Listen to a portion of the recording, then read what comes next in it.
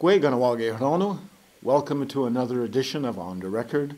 I'm your host and moderator, Don Patrick Martin. Have you ever sat down and had a conversation with a French Canadian, a Quebecois?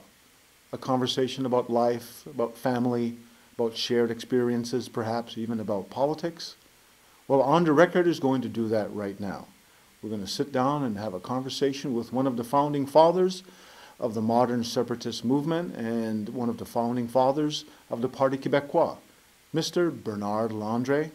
So please join us. And we're welcome. Thank you very much for staying tuned. We are now at the home of former Premier Bernard Landry. Thank you, sir, for inviting us into your home and having just a frank conversation.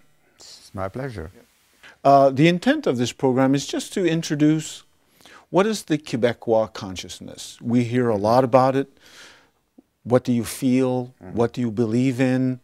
Why sovereignty? What does it really mean? Its origins.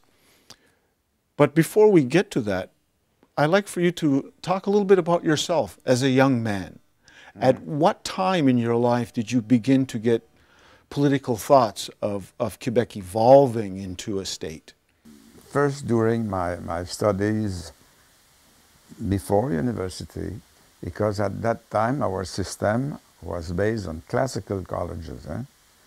And in those colleges, fantastic institution, by the way, we were learning languages.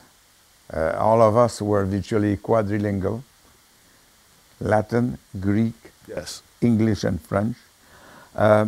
Very prone toward history and study of that sort. Culture, my college was Joliet, by example. Joliet is a fantastic place of cultural dynamism, festival, and still the case today, but it was already in the roots at that time. So culture was very important, preservation of literature and traditions. But all that has been reinforced when I changed from Joliet to Université de Montréal. And how old were you then? Around the 60s. Okay. Révolution tranquille, so deep change in the Quebec society. And when I quit Joliet, I was already able to work in English because I have been an officer in the Canadian Army during my college's year. So I was knowing English language in Canada because I have been posted outside Quebec. And that was another way to reinforce my feeling of being a member of another nation.